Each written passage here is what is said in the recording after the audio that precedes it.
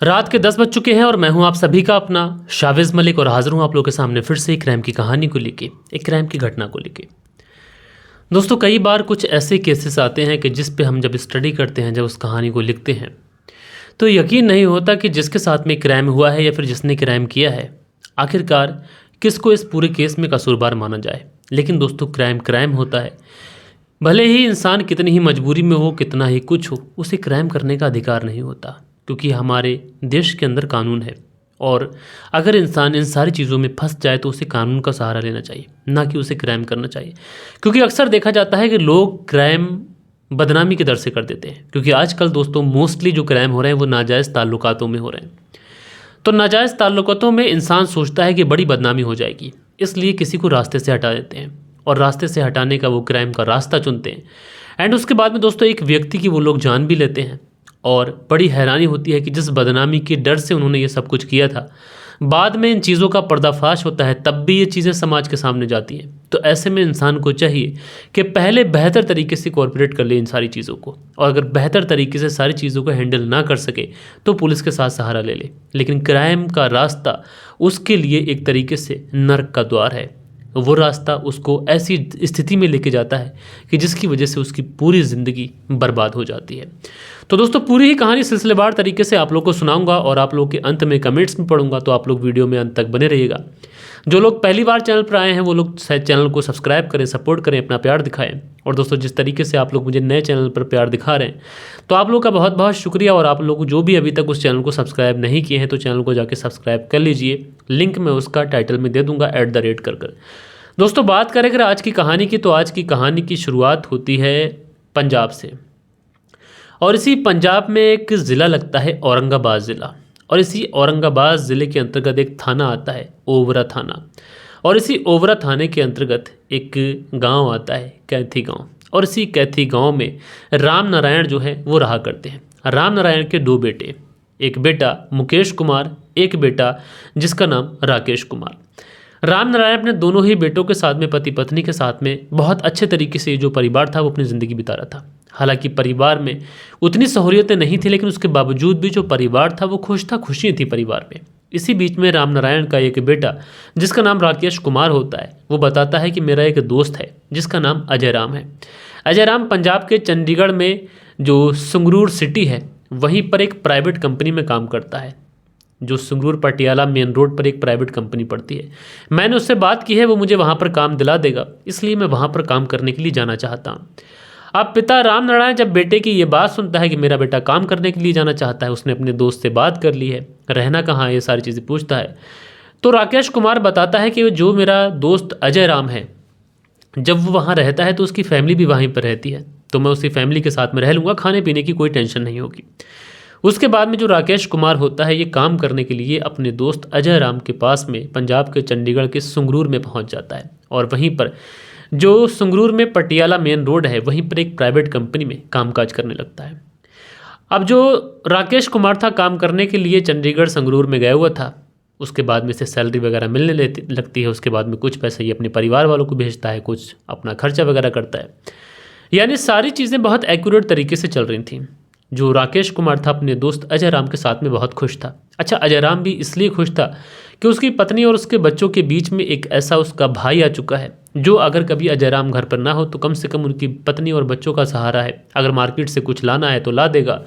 तो कभी अजय राम घर पर होता था तो कभी जो राकेश कुमार है ये घर पर होता था। यानी घर भी एक तरीके से खाली नहीं था, यानी लेडीज़ के साथ में एक जेंट्स मौजूद था हर समय। तो आज के इस दौर में प्रॉपर तरीके से जब सिक्योरिटी अजय राम के घर को मिली तो अजय राम भी बहुत अच्छे तरीके से निश्चिंत हो चुका था। सारी ही चीज़ें बहुत एक्यूरेट तरीके से चल रही थी। और दोस्तों, उसके बाद में एक तारीख आती है 25 फरवरी साल 2025। और इसी 25 फरवरी साल 2025 को जो राम नारायण है अपने बेटे मुकेश कुमार से कहते हैं कि ज़रा राकेश को फ़ोन लगा दो। अब जो भाई मुकेश कुमार होता है, जब अपने भाई राकेश कुमार को फ़ोन लगाता है तो फ़ोन स्विच ऑफ बताता है। अब फ़ोन स्विच ऑफ बताता है, वो अपने पिता को बता देता है राम नारायण को, भैया का फ़ोन स्विच ऑफ आ रहा है, जैसे ही खोलेगा या तो वो कॉल बैक कर लेंगे या फिर वापस से हम लोग लगा देंगे। उसके बाद में पूरा दिन गुजर जाता है। पूरे दिन में राकेश कुमार का कोई भी कॉल बैक मुकेश कुमार भाई के पास में नहीं आया था। उसके बाद में शाम के वक्त राम नारायण अपने बेटे मुकेश कुमार से फिर कहता है कि एक बार ज़रा फ़ोन लगाओ। जब फिर फ़ोन लगाया जाता है तो फिर फ़ोन स्विच ऑफ बताता है। लिहाजा अब जो राकेश कुमार का भाई मुकेश कुमार था ये परेशान होने लगा था। उसके बाद में ये अजय राम को कॉल करता है एंड अजय राम को कॉल करने के बाद में ये अपने भाई के बारे में पूछताछ करता है, लेकिन अजय राम से कोई भी संतोषजनक जवाब नहीं मिलता है। जब अजय राम से कोई भी संतोषजनक जवाब नहीं मिलता है तो उसके बाद में ये दोनों जो भाई है और जो पिता है राम नारायण और उसका बेटा मुकेश कुमार ये पहुंच जाते हैं पुलिस थाने। एंड पुलिस थाने पहुंचने के बाद में ये लोग कहते हैं कि साहब 18 फरवरी से जो हमारा बेटा जो राकेश है उसका मोबाइल बंद जा रहा है। अब 18 फरवरी से मोबाइल बंद जा रहा है, 25 से 26 फरवरी आ चुकी है, तो ऐसे में इतने दिन हो गए हमारे बेटे का कोई भी पता नहीं है। साहब हमें शक है कि हमारे बेटे के यानी मुकेश कुमार कहता है कि मेरे भाई के अकाउंट में कुछ पैसे पड़े थे जो उसने वहाँ पर रह के कमाए थे। चूँकि वो अपने दोस्त अजय राम के साथ रहता था तो उन पैसों को हड़पने के लिए अजय राम ने ही उसके भाई की हत्या कर दी और इसका शक जताते हुए वो अजय राम के बेटे और अजय राम की बेटी के ऊपर शक जताता है एंड उसके बाद में केस दर्ज हो जाता है। अब चूंकि शक जो था वो अजय राम के ऊपर जताया था तो सबसे पहले पुलिस जो थी वो अजय राम को ही कस्टडी में लेती है एंड कस्टडी में लेने के बाद में सीधा से पुलिस थाने लेके आ जाती है। लेकिन दोस्तों पुलिस जब अजय राम से पूछताछ करती है तो पुलिस को इस पूरे केस को सुलझाने के लिए ज़्यादा मेहनत नहीं करनी पड़ती। जब पुलिस अजय राम से पूछताछ करती है तो घंटे 2 घंटे अजय राम पुलिस को घुमाने की कोशिश कर लेता है। अब चूंकि अजय राम कोई पेशेवर कातिल कोई पेशेवर मुजरिम नहीं था, कोई बड़ी प्लानिंग इसकी नहीं थी, इसने जो कुछ भी किया जुनून में किया था, उसने गुस्से में किया था, इसलिए अजय राम पुलिस के सामने अब टूट जाता है एंड टूटने के बाद में कहता है कि साहब मैं और मेरा दोस्त राकेश कुमार हम दोनों 5 साल से एक दूसरे के साथ रह रहे हैं, हम दोनों बचपन के दोस्त थे। और अजय राम कहता है कि अक्सर राकेश मुझसे कहा करता था कि तुम जिस फैक्ट्री में काम करते हो वहीं पर मेरा काम लगा दो, इसलिए मैंने उसका काम भी यहाँ पर लगाया था। पिछले 5 सालों से हम लोग यहीं पर रह रहे थे, कोई भी टेंशन नहीं थी, कुछ भी ऐसा नहीं था हमारे बीच में। लेकिन इसी बीच में मुझे पता चलता है कि जो मेरा दोस्त राकेश है ये मेरी पत्नी के साथ में अवैध संबंध बनाता है। जब कभी भी मैं घर से चला जाता हूँ वो मेरी पत्नी के साथ में जिस्मानी ताल्लुकात बनाता है। इस बारे में कई बार मैंने अपनी पत्नी से बात की, कई बार मैंने अपने दोस्त से भी बात की, लेकिन अक्सर जो बातें थी वो बनती नहीं थी। और मुझे ये जो शक था ये धीरे धीरे मेरे जहन में कुछ इस तरीके से घर कर लेता है कि मुझे अब ऐसा लगता है कि राकेश कुमार को ही रास्ते से हटाना पड़ेगा। और इसके लिए मैं एक दिन राकेश कुमार से कहता हूँ कि यार बहुत दिनों से शराब नहीं पी है। उसके बाद में मार्केट जाता हूँ राकेश कुमार को लेकर, उसके बाद में हम दोनों काफ़ी ज़्यादा शराब खरीदते हैं एंड शराब खरीदने के बाद में हम लोग वापस आते हैं और बैठकर एक दूसरे के साथ में काफ़ी ज़्यादा शराब पीते हैं। जब एक दूसरे के साथ में काफ़ी ज़्यादा हम लोग शराब पीते हैं, चूँकि मेरी प्लानिंग थी कि राकेश कुमार को ज़्यादा शराब पिलानी है, इसलिए राकेश कुमार ज़्यादा शराब पी लेता है। और जब राकेश कुमार ज़्यादा शराब पीता है तो इस वजह से वो नशे में टुल्ली हो जाता है। अब जब वो नशे में टुल होता है तो उसी समय मैं एक तेज़ धारदार हथियार से उसकी गर्दन पर वार करता हूँ, उसका सर पूरी तरीके से उसके धड़ से अलग कर देता हूँ।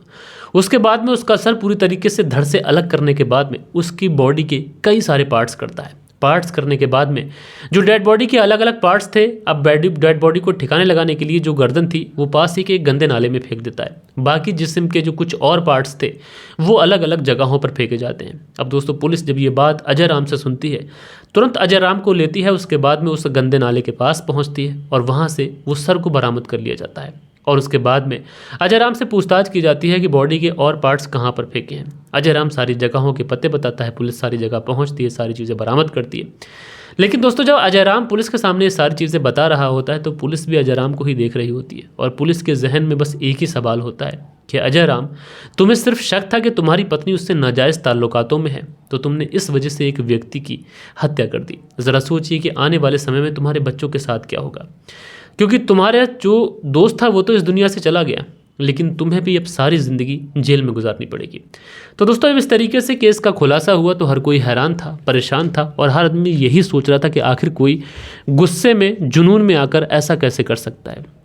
दोस्तों जैसा कि मैं आप लोगों से हमेशा कहता हूं कि अवैध संबंधों में आजकल ज़्यादा कत्ल हो रहे हैं, ज़्यादा मर्डर हो रहे हैं, इसलिए इंसान को अवैध संबंधों से हमेशा दूर ही रहना चाहिए, क्योंकि शुरुआत में ये चीज़ें मज़ा देती हैं और बाद में ये चीज़ें कब इंसान के लिए सज़ा बन जाएं कुछ नहीं पता। इसलिए अवैध संबंध हमेशा इंसान के लिए घातक रहे हैं, चाहे पास्ट की हिस्ट्री उठा के देख लें या फिर करंट सिचुएशन आप लोग उठा के देख लें। मोस्टली दुनिया के अंदर इस समय 70% जो मर्डर हो रहे हैं उन 70% में अवैध संबंध नाजायज़ ताल्लुकात ही चीज़ें सामने आ रही हैं। बहरहाल दोस्तों आप लोग इस पूरी कहानी के अंदर सबसे ज़्यादा कसूरवार किसको मानते हैं, आप लोग अपनी राय नीचे कमेंट्स बॉक्स में ज़रूर उसे ज़रूर दीजिएगा।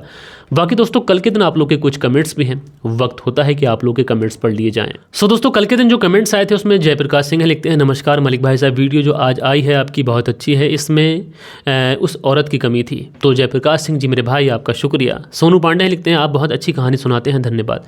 तो सोनू पांडे जी मेरे भाई शुक्रिया। राशिद खान लिखते हैं, अस्सलाम वालेकुम, नाइस स्टोरी, अल्लाह आपको कामयाबी दे।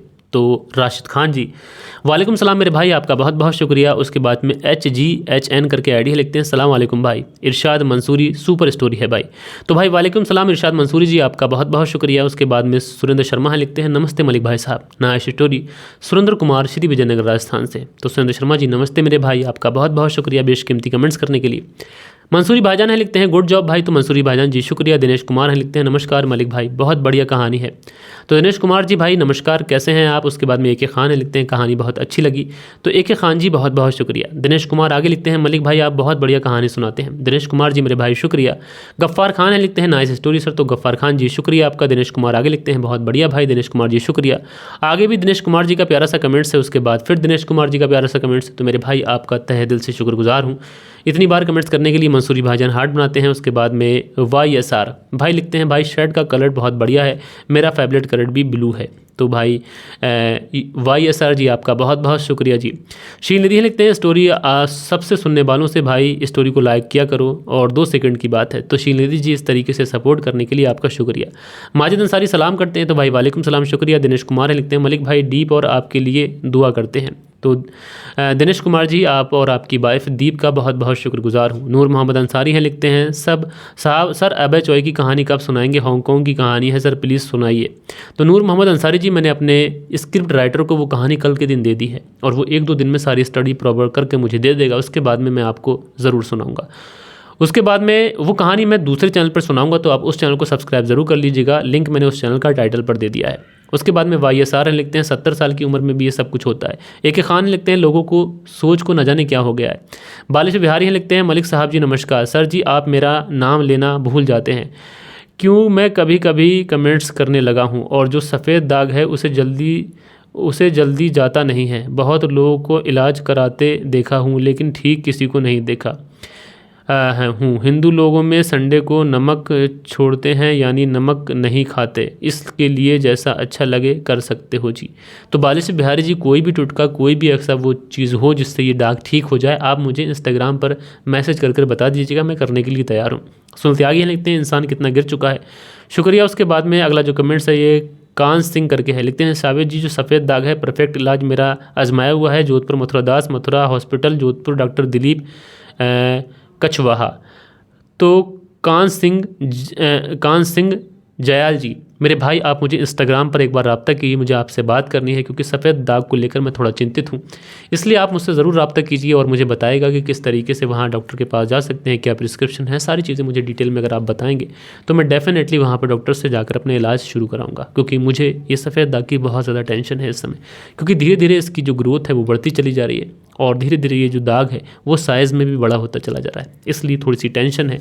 बाकी सारी चीज़ें ओके हैं, सेहत है, सब कुछ है, आप लोग का प्यार भी है साथ साथ।